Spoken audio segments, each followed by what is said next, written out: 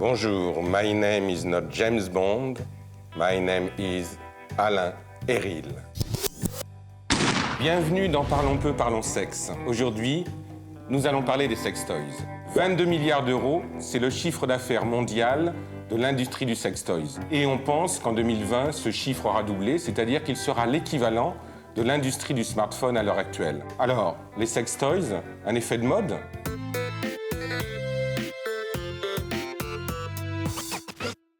Les Français sont les plus grands consommateurs de sextoys au monde. Vrai ou faux ? Faux. Les Français ne sont pas les plus grands consommateurs de sextoys au monde. Devant la France, on va trouver des pays comme les États-Unis ou la Grande-Bretagne, par exemple. Ceci étant, on s'aperçoit qu'en France, de plus en plus, l'industrie du sextoy est en pleine expansion. Les Français achètent beaucoup de sextoys sur Internet, lors de réunions qui se passent à domicile, et aussi avec l'émergence de tous les nouveaux magasins appelés les Love Stores. Autre question. Savez-vous ce que c'est ? Un gâteau à la mode ou bien un sextoy du XXIe siècle ? En fait, il s'agit d'un sextoy du XXIe siècle. Les sextoys du XXIe siècle sont de plus en plus inventifs.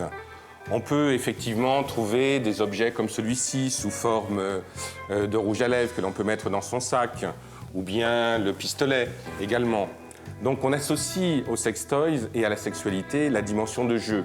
Le pistolet comme le rouge à lèvres ont des formes qui sont directement ludiques. Mais il y a aussi d'autres formes qui rappellent les premiers sextoys, c'est-à-dire ce qu'on appelait à l'époque les godemichets. Par exemple, le rabbit, qui a une forme directement phallique. Le sextoy peut aussi avoir des vertus tout à fait médicales. Par exemple, les boules de geisha, qui ont une utilisation tout à fait recommandée par les médecins et les gynécologues dans le cadre de la rééducation périnéale. Mais le sextoy a beaucoup évolué aussi.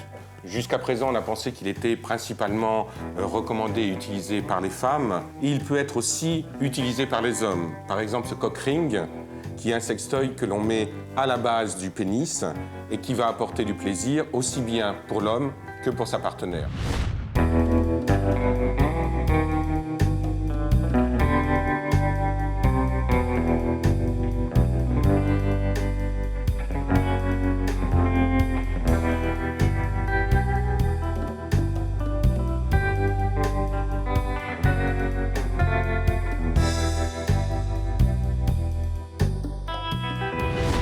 Tous ces produits sont des sextoys dernier cri. Mais le premier sextoy, quand a-t-il été conçu ?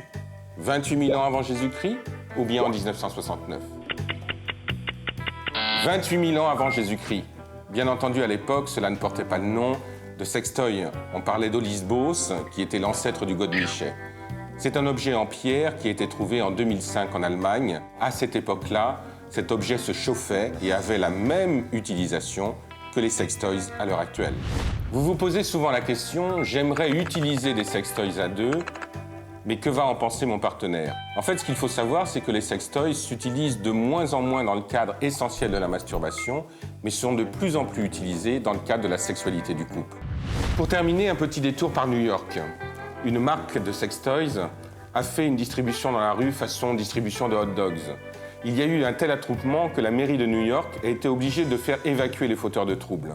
Finalement, la mairie de New York leur a accordé une autorisation officielle, et ceci pour le plus grand plaisir des passants. Parlons peu, parlons sexe, c'est terminé. On se retrouvera tous les vendredis, et d'ici la prochaine fois, n'hésitez pas à vous abonner.